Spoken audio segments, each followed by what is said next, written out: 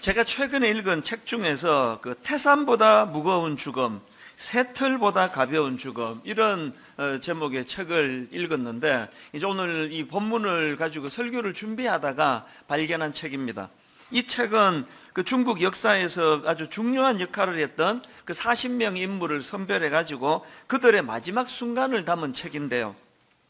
저는 이 책에서 그 사마천이 남긴 명언 하나가 굉장히 의미 있게 와닿았습니다. 내용 한번 들어보십시오.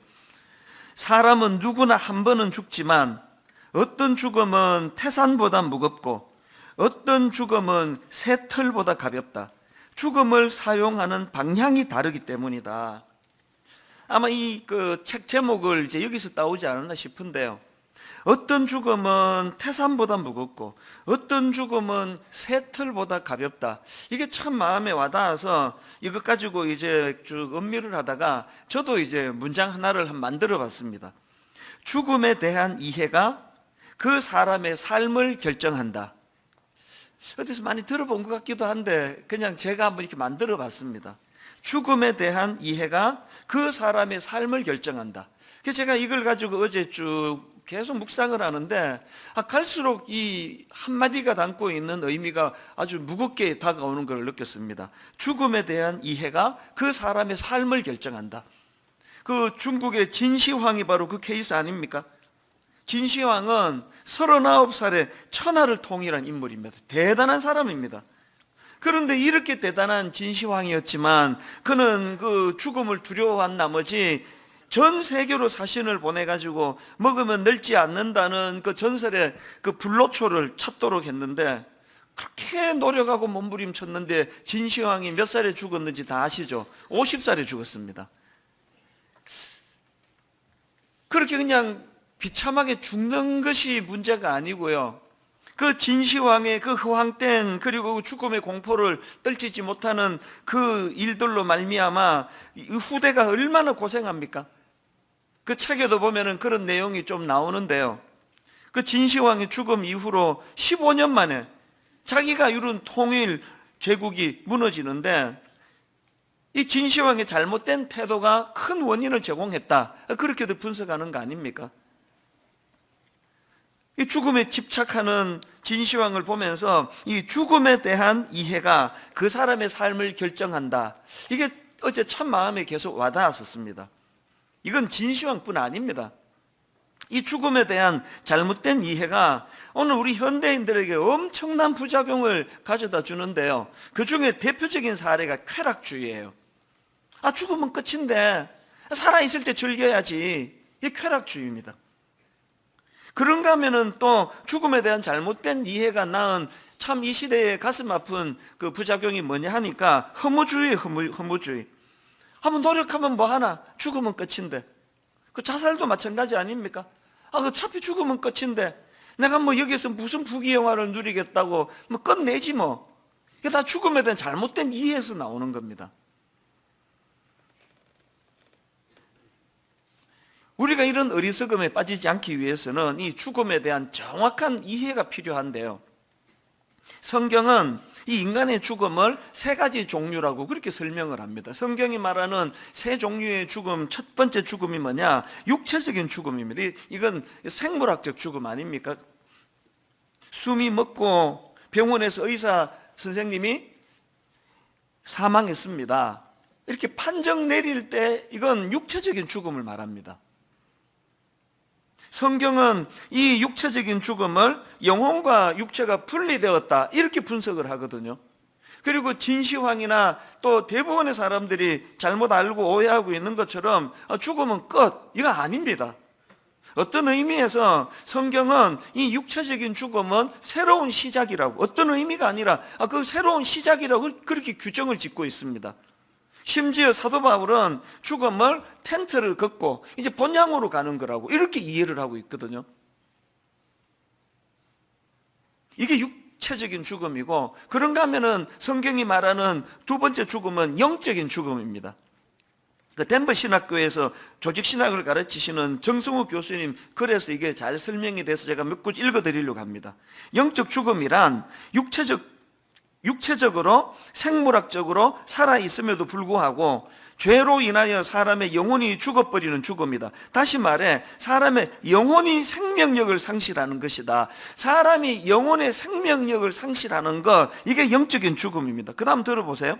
죽은 영혼을 가진 그 사람은 하나님과의 관계가 깨어진 상태로 살아간다. 하나님과 영적으로 분리된 상태에서 생물학적, 육신적으로만 살아있을 뿐이다. 이 영적인 죽음의 상태가 어떤 건지 아시겠죠? 육체는 살아서 숨은 쉬고 있는데 영혼이 죽었기 때문에 하나님과의 관계가 깨진 상태, 이게 영적인 죽음입니다. 에베소서 2장 1절에 너희의 허물과 죄로 죽었던 너희를 살리셨도다. 5절에 허물로 죽은 우리를 그리스도와 함께 살리셨고, 이걸 본 어게인이라고 그러는데요, 이해를 못하는 겁니다. 아니 내가 죽은 적이 없는데 무슨 다시 살리셨다고 그러느냐. 이 영적인 죽음을 이해를 못하기 때문에 그런 거거든요.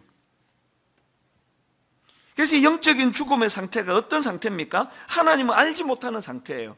하나님은 느끼지 못하는 상태예요. 이게 영적인 죽음의 상태입니다. 그러면 본 어게인, 십자가로 말미암아 영혼이 살아난, 영적으로 살아난 사람의 상태는 어떤 상태일까요? 하나님은 아는 거예요. 하나님은 느끼는 겁니다. 막 공기가 막 이렇게 흔들어서 바람을 일으키면 이러면 시원한데 뭐 설명할 길이 없습니다. 누가 공기가, 바람이 지나간 거를 한번 내 눈으로 보여주면 내가 믿겠다. 그 설명할 길이 없어요. 그 영혼이 살아난 사람의 상태, 저는 요즘에 성탄절을 기다리면서 요즘에 유난히 마음에 기쁨이 넘치는 게요, 그 홈페이지 들어갈 때마다 마음에 감동이 있고 들리는 이야기들이 너무 마음에 좋습니다. 우리가 12월 달 들어가면서 이 오신 예수 그리스도 성탄절을 기다리면서 요한복음을 필사, 그렇게 노트에다가 쓰는 운동을 벌이자 그랬더니 요새 이제 그 열매가 나타나기 시작하는데요, 어떤 분이 홈페이지에 이런 글을 올렸더라고요. 요한복음 필사를 조금 전에 끝냈습니다. 12월 1일부터 매일 한 장씩 쓰기 시작했고, 오늘은 새벽에 잠이 깨서 뒤척이다가 안 되겠다 해서 3시 30분에 일어나서 요한복음 21장까지 필사를 끝냈습니다. 그냥 읽을 때는 보이지 않던 성경 구절들이 입체적으로 다가오는 것 같았습니다. 아주 천천히 걸을 수 있어서 고마운 시간이었죠. 그 다음 한번 의미 부여를 한번 들어보십시오. 12월, 약속도 많고 연말에 이런저런 일로 어수선한 저를 20일 동안 꼭 붙들어 주셨네요. 12월, 약속도 많고 연말에 이런저런 일로 어수선한 저를 20일 동안 꼭 붙들어 주셨네요. 여러분, 그 소설을 베끼는데 누군가가 꼭 붙들어 주는 경험 해본 적 있으세요? 없습니다. 그 소설은 재밌으라고 읽는 거지 누가 붙들어 주기 때문에 읽는 거 아니거든요. 그런데 이분이 그 필사의 의미를 천천히 걸을 수 있어서 고마운 시간이었는데, 특별히 연말에 이런저런 일로 어수선한 상태에 있는데 그 20일 동안 필사를 하는 동안에 하나님이 자기를 꼭 붙들어 주셨네요. 그래서 이제 그 다음에 오늘부터 이제 드라마 바이블로 다시 요한복음을 듣고 읽으며 또 다른 감격을 기대합니다. 또 그런가 하면은 게시판에 이런 글도 올라와 있더라고요.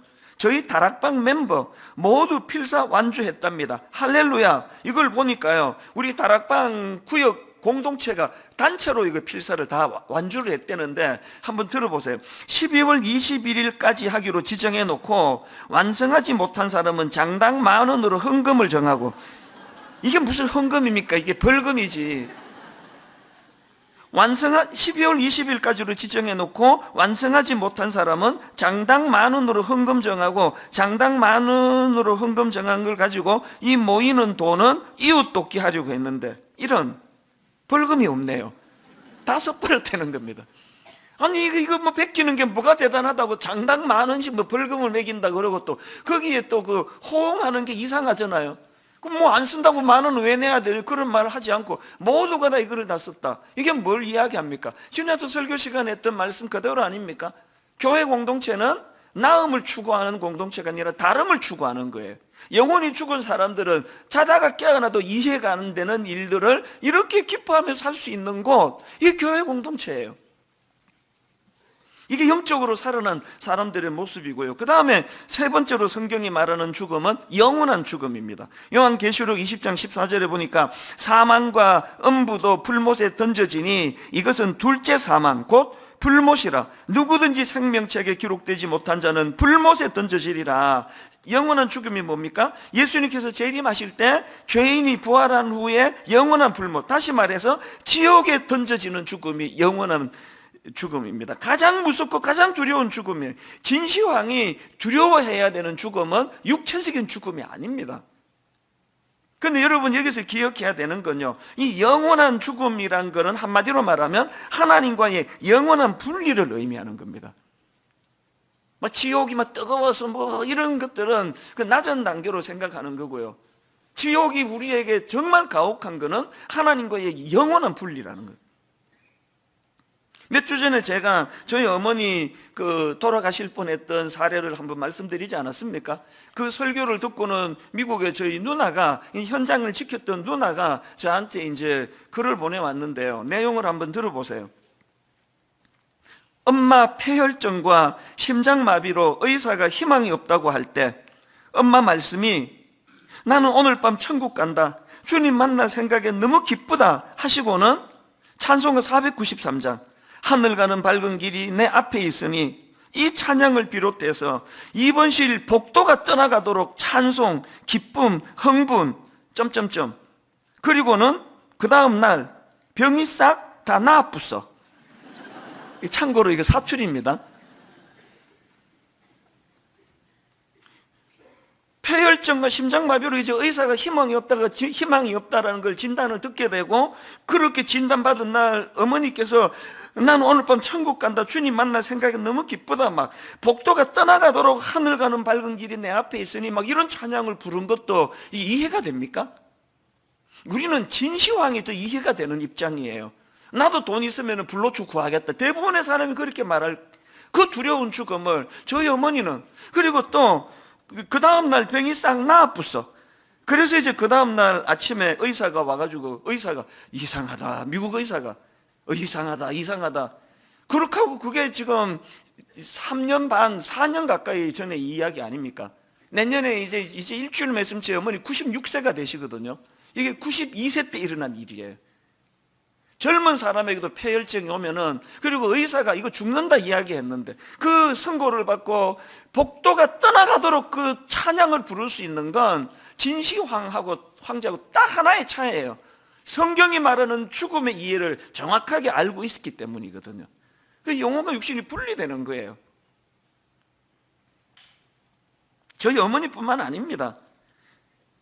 제 윗대 어른들에게 늘 이런 소망이 있었습니다. 아침에 제가 이 찬송가 492장, 잠시 세상에 내가 살면서 항상 찬송 부르다가 날이 저물어 오라 하시면 영광 중에 나가리.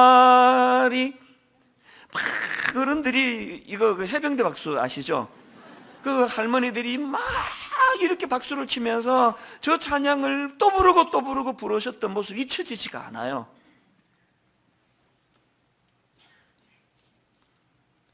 그 영원한 죽음이란 하나님과의 영원한 분리를 의미한다면, 죽음에 대한 저 어머니가 보여주시는 정확한 이해가 뭡니까? 이제 영원히 주님과 함께 제한 없이 그분과 교제하게 될 기쁨이 충만하니까 복도가 떠나가도록 그렇게 찬양을 부르시는데, 그 원하시던 하나님이 데려가시는 일을 왜 하나님 안 하세요? 다 분당 우리교 때문 아닙니까? 아들 담임 목사로 있는 이 교회에 어쨌든 아직도 중보 기도가 남아있기 때문에 그렇게 하나님께서 우리 어머니 너무 불편하신데, 이 땅은 누리고 즐기는 곳이 아니라 그 사명을 행하는 곳이라는 거, 그 따라서 또 사신 걸 지금 너무너무 기쁘게 또 살아가시는 거 아닙니까? 살아도 감사하고 죽어도 감사하고 죽으면 더 감사하고, 이 딱 사도 바울이에요. 사도 바울. 내가 빌립보서에 보면은 내가 지금 바로 죽어 하나님 곁에 가는 게 내겐 유익하지만 너희들을 위해서 내가 더 살기로 했다, 그 사는 게 더 좋겠다. 이게 여러분 정확한 죽음관을 가지고 있는 사도 바울을 위시한 믿는 사람들의 모습이라는 거 아닙니까? 이게 오늘 다루게 될 몸이 다시 사는 것과 이 부활에 대한 신앙 고백인데요. 근데 여기서 한 가지 점검할 게 있습니다.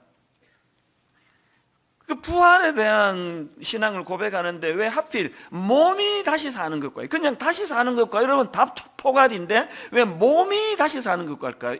사도신경 고백하면서 이런 질문 가져본 적 있습니까? 그냥 다시 사는 것과 다 들어가는데 왜 몸이 다시 사는 걸 강조했을까? 이게 두 가지 큰 의미가 있는데요. 그거는요, 이 고백을 통해서 영혼만이 천국에 가는 게 아님을 강조하기 위해서입니다.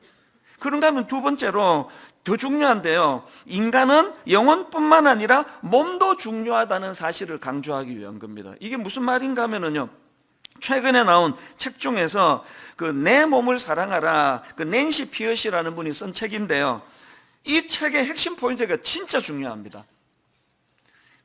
내 몸을 사랑하라, 이 책이 강조하고 싶은 게 뭐냐면, 기독교는 인간의 영혼과 몸을 구분하지만 분리할 수 없고, 이게 굉장히 중요한 전제입니다.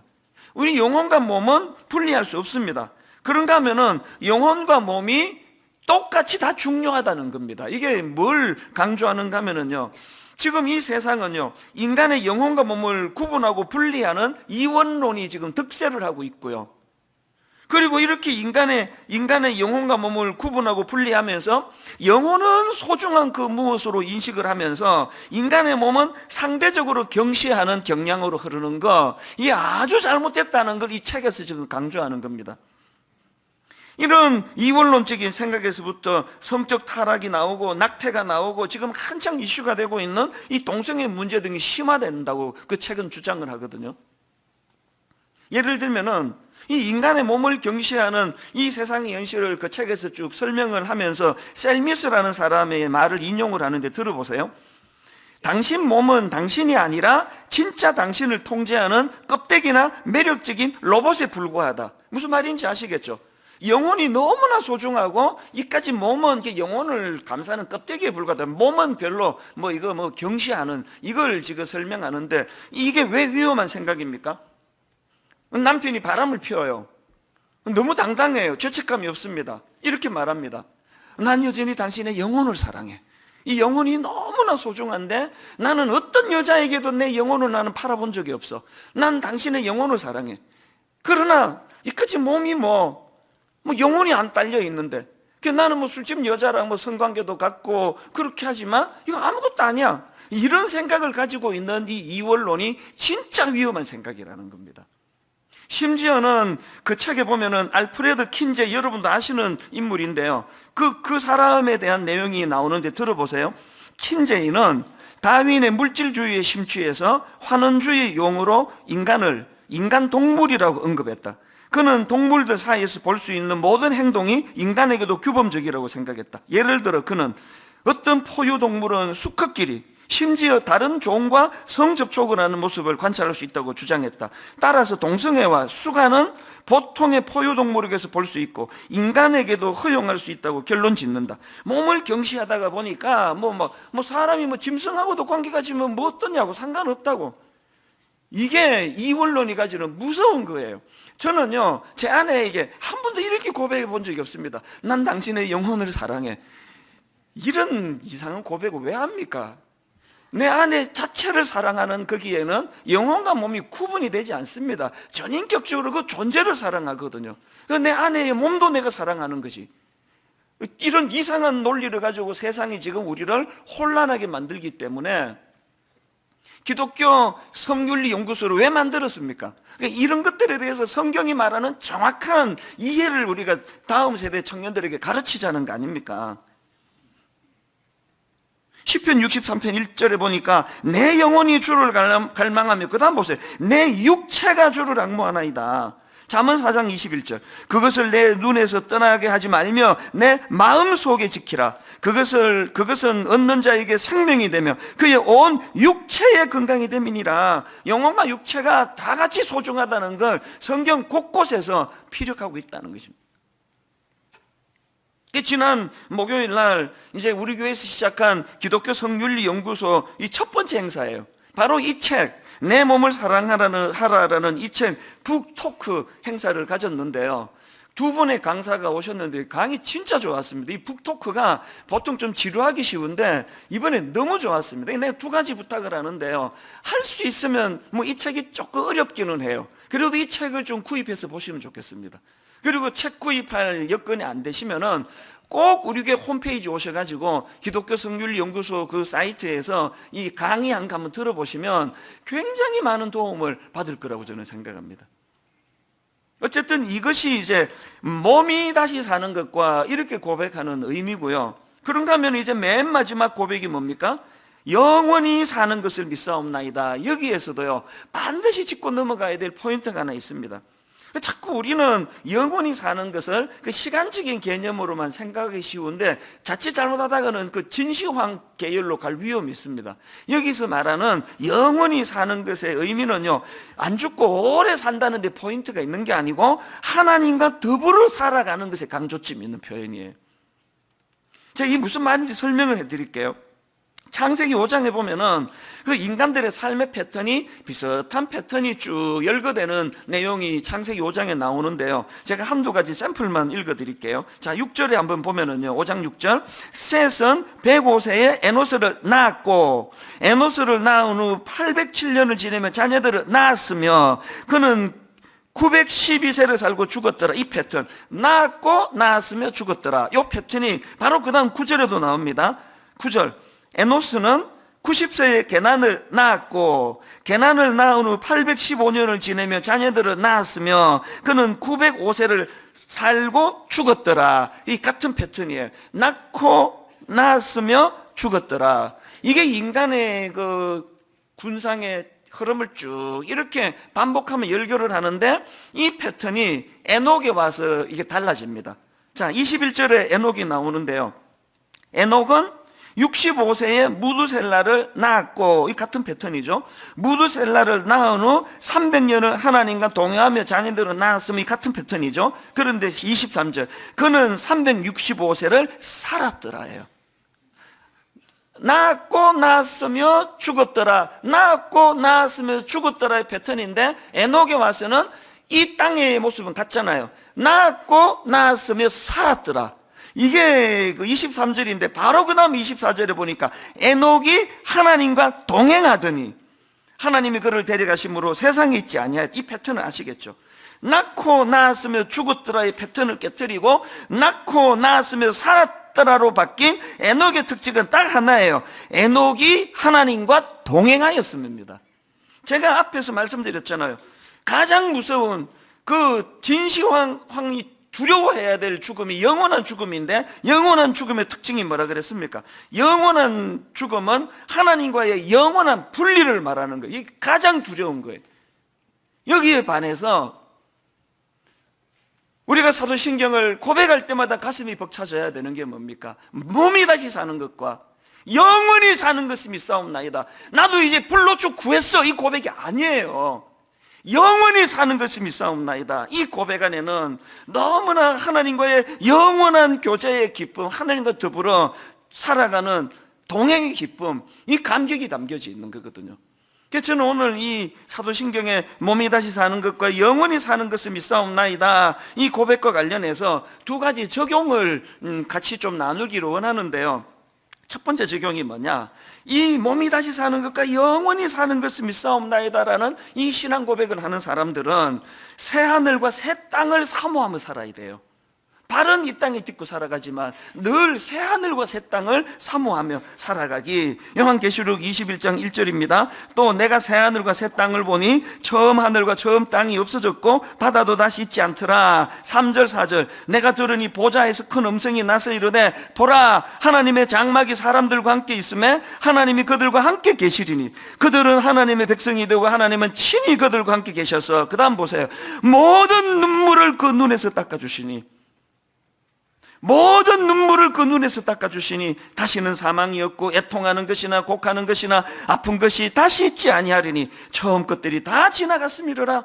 여러분이 새하늘과 새 땅을 사모하며 살아간다는 의미가 뭔지를요, 요즘에 저는 성탄절날을 기다리며 또 하나 기쁨, 우리 교회 안에 원래 유난히 슬픔을 당하고 어려운 일을 당한 터널을 지나는 분에게 여러분이 추천해 주시면 그분에게 조그만한 요 선물 해달라 그러면 그거를 가지고 이제 선물하기로 그런 행사를 진행했더니 지금 우리 교역자실은요, 막 기쁨의 도가니예요. 어떤 교구는요, 한 40가정을 가야 돼, 이 선물 전달을. 그러니까 이게 연말에 너무 바쁜데 그거 목사님 혼자 하지 말고 그 순장님과 나누어서 하면 좋겠다 그런데 절대 양보 안 해요. 하루에 막 10가정씩 가면서도 절대 양보 안 합니다. 왠지 아십니까? 이거 담당하는 목사님한테 저한테 메일이 왔는데요, 이런 내용입니다. 요즘 교역자실 안에는 사랑의 트리 전달을 하면서 받은 은혜의 감동 나눔이 풍성합니다.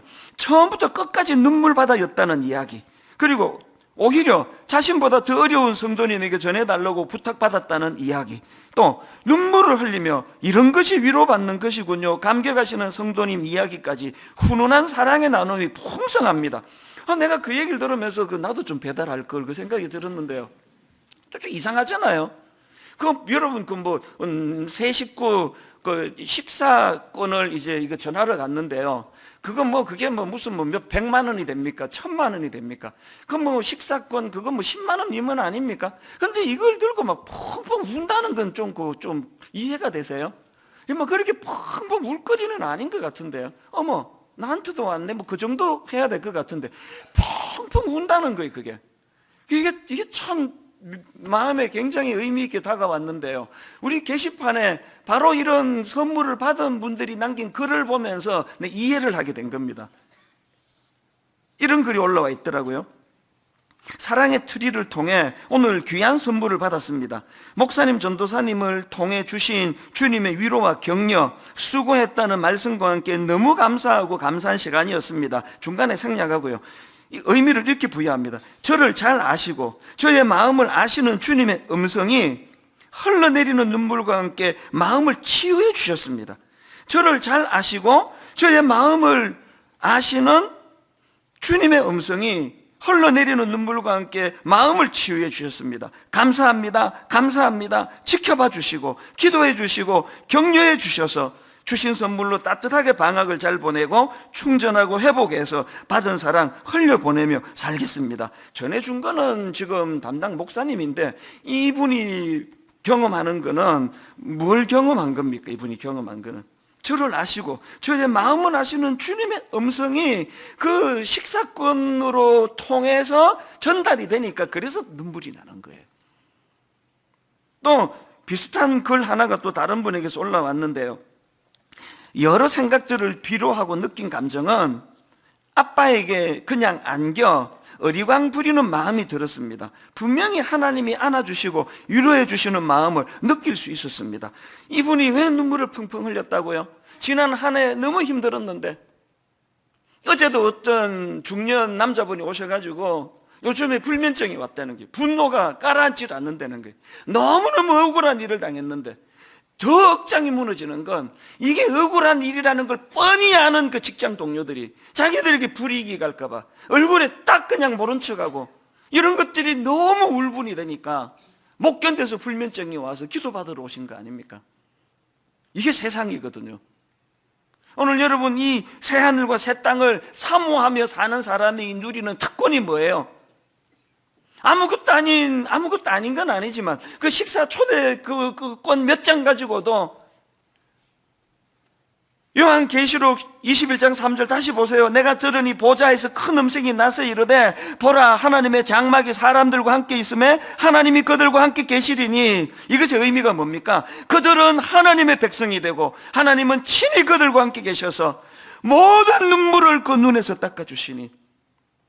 바른 이 땅을 듣고 살아가지만, 그래서 어제 찾아온 그 중년 남성분처럼 너무 억울하고 분하고 하늘하고 있는데 찾아오는 건 허무밖에 없는 인생길이지만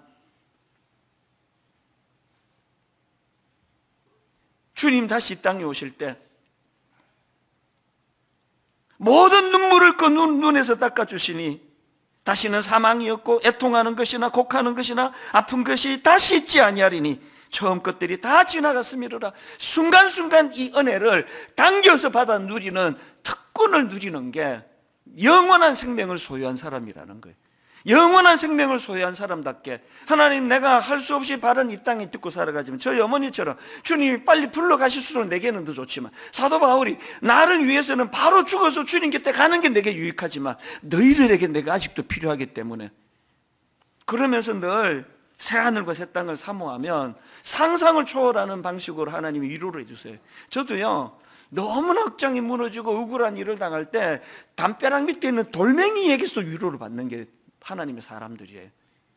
등산을 하다 보면 큰 이름 없는 그 구석진데 아무도 눈길 하나 주는 데 없는 그곳에서 하나님의 창조 질서를 따라 그 키라 그래봐야 그게 뭐 한 1cm 됩니까? 이름 없는 그 초라한 들풀 하나를 보면서 가슴이 벅차오르는 거예요. 새 하늘과 새 땅을 꿈꾸고 기대하면서 그렇게 주님의 위로를 받으면서 살아가시기를 원하신다면 늘 우리는 새 하늘과 새 땅을 사모하며 살아야 되는 겁니다. 아까 우리 어른들이 잘 부르는 그 찬양 2절이 저는 늘 와닿아요. 눈물 골짜기 더듬으면서 나의 갈 길 다 간 후에, 의미 부여를 보세요. 주의 품 안에 내가 안기어 영원토록 살리로다. 4절도 똑같습니다. 한숨 가시고 죽음 없는 날 사모하며 기다리니, 내가 그리던 주를 배울 때 나의 기쁨 넘치리라. 우리 어릴 때 주일학교 선생님이 무슨 보석으로 꾸며져 있고 뭐 이래가지고 가는 천국 아니에요. 내가 그리던 주님을 배울 때 주님은 내 눈에 눈물을 닦아주시는 것. 가장으로서 어떨 때 상처를 받는 거는요, 내 아이들이, 내 자녀들이 부모가 이 자리까지 겪어내고 있는 걸 전혀 공감하지 못할 때, 공감받고 싶은데 아버지들이 왜 상처를 받습니까? 엄마는 교감이 잘 되는데 아버지들에게는 공감이 일어나지 않아요. 우리를 공감해 주시는 주님, 우리 눈물을 닦아주시는 그 주님, 이게 새하늘과 새 땅을 늘 꿈꾸면서 살아가는 사람의 모습이고요. 그런가 하면은 두 번째로 적용할 게 뭐냐, 여러분, 이 세상에서의 할 일을 기억하며 살자는 거예요. 이 세상에서의 할 일을 기억하면서. 쾌락주의자들이나 허무주의자들이나 진시황이나 그런 사람들이 모르는 게, 오해하는 게 죽으면 끝이 아닙니다. 그리고 또 죽으면 끝이 아니라 죽으면 새로운 시작이라는 것도 중요하지만 더 중요한 건 에베소서 2장 5절 6절, 허물로 죽은 우리를 그리스도와 함께 살리셨고 또 함께 일으키사 그리스도 예수 안에서 함께 하늘에 앉히시니, 여러분, 그 보좌에 앉으시다는 것이 주님의 통치를 설명한다 그랬잖아요. 그런데 주님께서 그리스도 예수 안에서 함께 하늘에 앉힌다. 이 뭘 의미합니까? 그리스도와 함께 온 세상을 통치한다는 의미인데요, 사도 바울의 이 시제가 진짜 중요합니다. 이 6절에 나와 있는 앉히시니의 시제가요, 미래형이 아니고 부정과거형이에요. 부정과거형이 뭡니까? 지금 이게 뭘 의미하는가 하면은, 사도 바울은 우리가 그리스도와 함께 하늘에 앉게 된 것이 미래에 일어난 일로 본 게 아니고 이미 일어난 사건이라는 거예요. 아까 영혼의 죽음을 주님의 십자가로 말미암아 본 의개인 할 때, 이제 죽으면 다스리는 자리로 앉혀주시는 게 아니라 이미 이 세상은요, 누리고 즐기는 데 아닙니다. 이 세상은 하나님의 사명을 이루기 위하여 그분과 더불어 동력자가 되어 달려가는 곳이에요. 간혹 젊은 후배 목사님이 목회가 너무 힘들다고, 성도들은 우리를 너무 불신하고 목회를 너무너무 감당 어렵다고 그렇게 울먹울먹 찾아오는 경우가 있으면 그런 이야기를 해요. 어떡하겠니? 이 시대에 우리가 목사로 태어난 걸, 말만 하면 다 믿어주던 70년대에 우리가 태어나지 않고 기본적으로 목사를 불신하는 이 시대의 목사가 된 거 어떡하겠니? 그러나 하나님이 너 영원히 이렇게 하라 하지 않고 잠깐 맡기신 거 아니냐, 잠시 잠깐 이 역할 끝나면 하나님이 불러가신다, 좀 더 참으면서 나아가자, 그런 이야기를 해요. 제가 아까 앞에서 언급했던 책이요, 태산보다 무거운 죽음, 새털보다 가벼운 죽음에서도 비슷한 내용이 많아서 제가 굉장히 감동을 했습니다. 새털처럼 가벼운 초라한 죽음이 되지 않기 위해서는 그 책이 강조하는 게 현실의 삶을 잘 살아야 된다는 거예요. 오늘 주제랑 너무 같은 거 아닙니까? 그 책에 이런 문장이 있습니다. 죽음에 저항하지 말고 삶에 저항하라. 와, 너무 저는 이 메시지 안 나가요. 죽음에 저항하지 말고 삶에 저항하라. 또 이런 표현도 있습니다. 삶이 죽음을 결정한다. 그래서 제가 어제 이 두 문장하고 또 내가 만든 죽음에 대한 이해가 그 사람의 삶을 결정한다. 세 번째가 제일 나한테 와닿는 것 같아요. 내가 만들었기 때문에. 많이 퍼뜨려 주세요.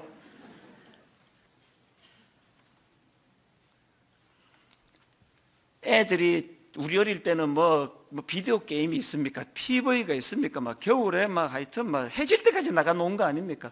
막 모든 친구들 손 다 갈라지고 막 이게 막 피가 나고 막 하도 이제 구슬치기 하고 땅 따먹기 이런 걸 많이 해가지고 지금 생각하면 그 등기도 안 되는데 막 엄청 땅 따먹기 하려고 막 요거 내 땅 요거 내 땅 막 싸우고 막 멱살잡이 하고 막 계속 그렇게 놀았습니다. 땅 따먹기 하고 놀다가 저녁에 어둑어둑해지면요 엄마가 찬수야 밥 먹으러 오너라 그러면은 뭐 땅이고 뭐고 뭐 등기도 안 된 거 뭐 다 그냥 발로 서서 꺾고 막 집으로 달려가는 그게 요즘에요 이게 인생이다. 이게 그 등기도 안 되는 거 뭐 그렇게 애쓴 것도 바보 같은데 등기가 된들 하나님 부르시면 그 들고 갑니까?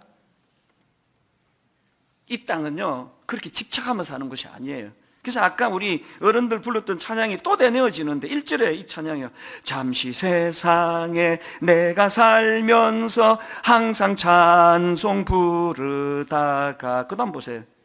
날이 저물어 오라 하시면 찬수야 밥 먹으러 오느라 우리 어머니랑 똑같네요 보니까.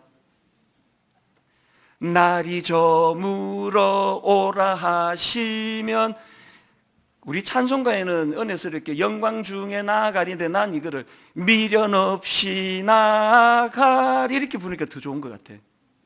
집착하지 마세요. 그 땅땅 그러지 마세요. 그 등기가 되나 등기가 안 되나 뭐 부르시면 다 그냥 틀고 가는 거 똑같은데요. 이 땅은요 할 일이 남아있어서 아직까지 맡겨주시는 거예요. 96세로 이제 일주일 뒤면 96세가 되시는 저희 어머니도 아직도 할 일이 있어서 분당 우리 교회에 뭐 위태위태한 일이 많은가 보죠. 뭐 영적으로 하나님 보시기에 중보 기도자를 세워주시는 거 아닙니까? 여러분 이 땅은 할 일이 있어서 남아있는 곳이다. 결론을 이렇게 맺기를 원합니다. 저는요 매주일 저녁에 죽음을 연습합니다. 부활을 연습합니다. 무슨 말인가 하면은 내가 우리 젊은 교역자들에게 종종 이야기를 해요. 인생은 죽음과 부활을 연습하는 곳이다. 토요일 저녁에 우선 수면 시간이 짧죠. 그리고 이제 아침 7시부터 오후 4시 반까지 입에서 단내가 나도록 그렇게 설교하죠. 그리고 저는 나가서 성도님들 배웅도 못 해드려, 악수도 못 해요. 예배와 예배 사이에 찾아오시는 분들도 기도해 드려야 돼요. 그렇게 하고는 집에 들어가면은 모든 에너지가 다 제로예요. 다 이제 다 고갈이 돼가지고요. 저녁 먹고 나면은 저는 나 이제 잔다 이렇게 하고 자는 경우는 많지 않고요. 보면은 아침이 돼 있습니다. 스르르 그냥 이게 난 죽는 거라 생각해요. 주일 저녁에 저는 저녁 먹으면 미리 양치하고 뭐 다 해놓고 준비 딱 하고 있습니다. 언제 죽을지 모르니까. 그냥 뭐 나도 모르는데 그냥 보면은 아침이에요. 전 매주일마다 이걸 난 죽음과 부활 연습이라 생각하거든요. 오늘 여러분 호흡이 닿을 때 이 하루 내게 맡겨진 일 최선을 다해서 하고 오늘 이 시대에 우리 가장들 얼마나 사는 게 힘듭니까? 얼마 안 남았습니다. 최선을 다해 살아가면서 오늘 하루 너무 피곤해 지쳐 언제 잠들었는지 모르듯이 뭐 죽듯이 그냥 잠에 빠지고 그리고 월요일 아침에 너무너무 기분 좋은 마음으로 일어나 그 다음 주 설교 준비를 하면서 주님 오늘도 부활의 기쁨을 맛보게 해주시니 감사합니다. 이게 인생입니다. 여러분 이제 기독교 성윤리 연구소 이게 무슨 막 동성애자이나 청년들 우리 교회 청년 이야기 듣고 너무 마음이 슬펐습니다. 또 뭐 동성애자들 까자는 거겠지. 교회를 이렇게 불신하는 게 너무 마음이 아파요. 여러분 기독교 성윤리 연구소는요 동성애 까자고 만드는 거 아니고 동성애만 파자고 만드는 거 아니에요. 궁극적인 기독교 성윤리 연구소의 목표는 오늘 설교에 있는 이 포인트입니다. 우리 다음 세대 자녀들에게 기독교 가치관을 가르쳐 주자는 거예요. 그리고 기독교 가치관은 가정에서 가르쳐 줘야 된다. 이걸 이제 앞으로 우리가 펼쳐 나갈 겁니다. 그래서 이제 오는 25일 성탄절 헌금은요, 전액 기독교 성윤리연구소 시드머니로 쓸 것입니다. 너무 가치 있게 쓰여질 것입니다. 그리고 한 가지 또 부탁은요, 이름을 이제 기독교 성윤리라는 데서부터 시작해서 동성애로부터 시작해서 점점 확산이 되기 때문에 이제 이름을 좀 바꾸려고 그러거든요. 공모합니다. 제가 임시로 만든 이름은 다음 세대를 웃게 하는 연구소.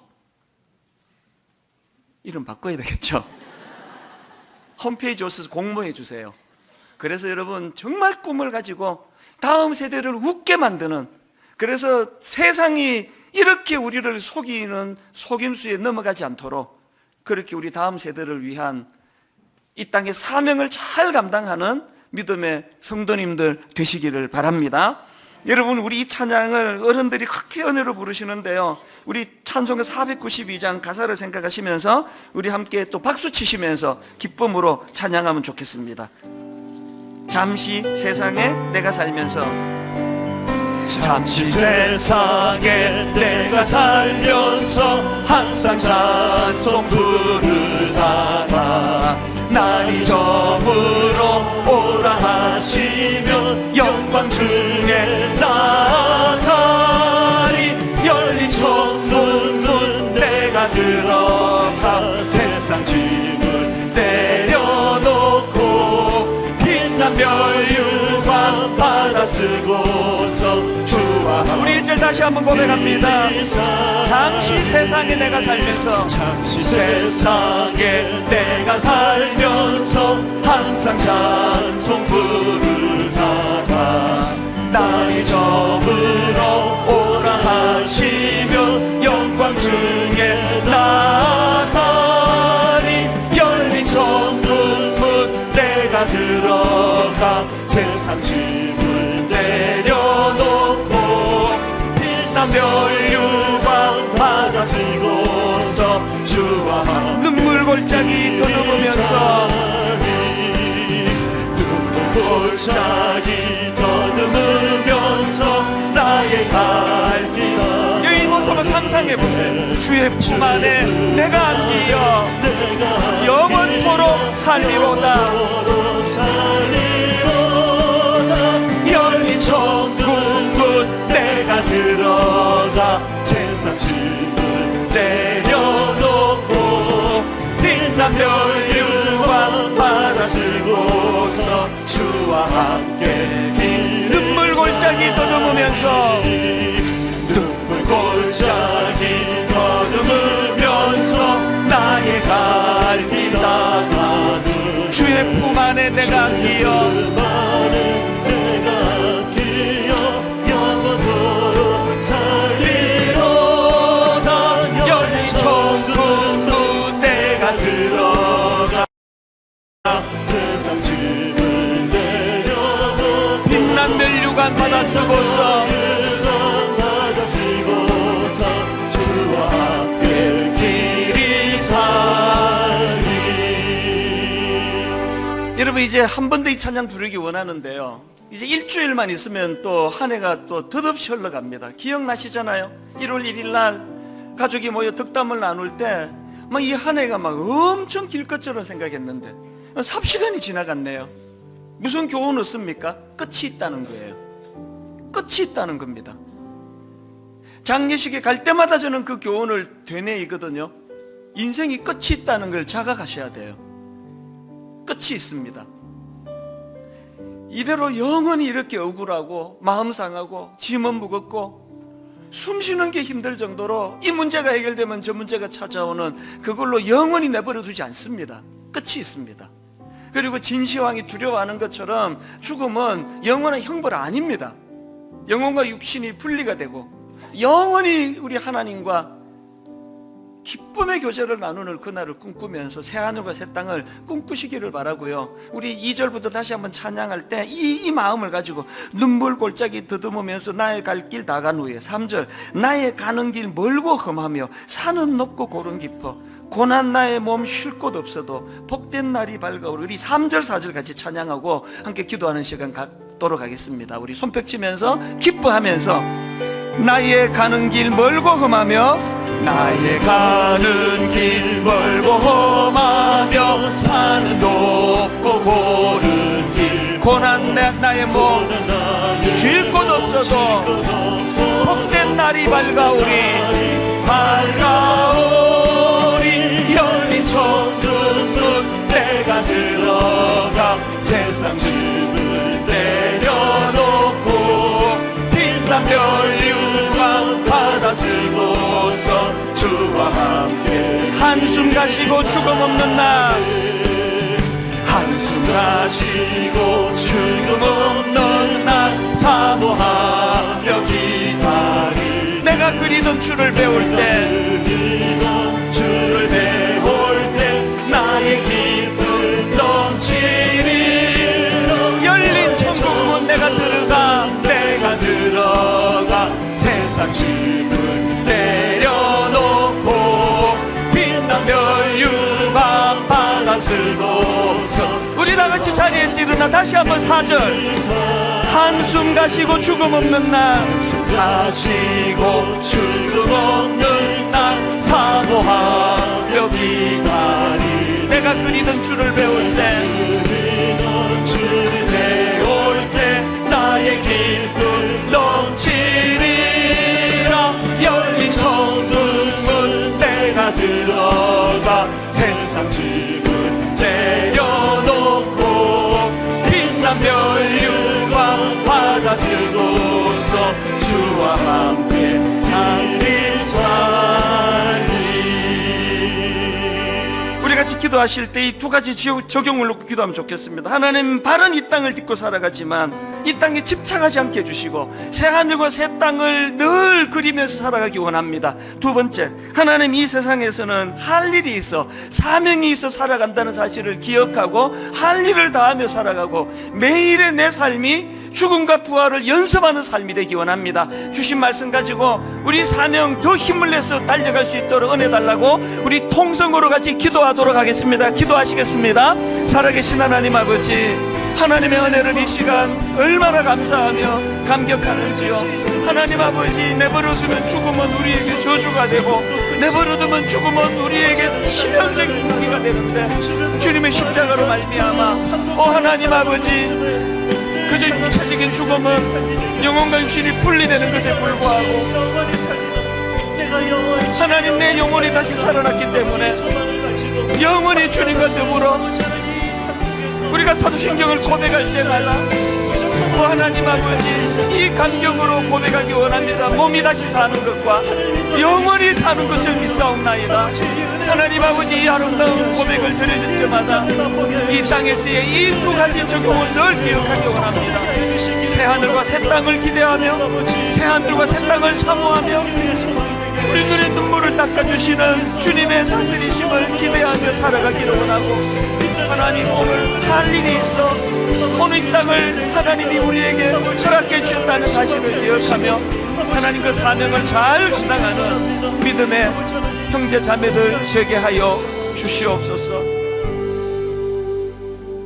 하나님 죽음에 대한 정확한 이해가 혼란 없는 우리 인생으로 그렇게 만들어 준다고 우리가 배웠다면, 이제 하나님 내일부터 시작되는 엿새 동안의 세상살이가 너무 우울하고 답답하고 잘못해서 쾌락주의에 빠지거나 잘못해서 허무주의에 빠지는 함정을 피해가면서 그저 바른 이 땅에 딛고 살아가지만 오늘도 내게 사명이 있어 힘들지만 이 사명을 허락해 주셨기 때문에 내가 호흡하고 산다는 이 사실을 확신하고, 이것이 영원한 고통으로 끝나지 않고 역할이 끝나면 이제 하나님 새하늘과 새 땅, 주님 다스리시는 그 나라, 그 은혜를 누리며 산다는 이 소망을 가지고 그렇게 힘을 얻어 이번 한 주를 살아내게 하여 주시옵소서.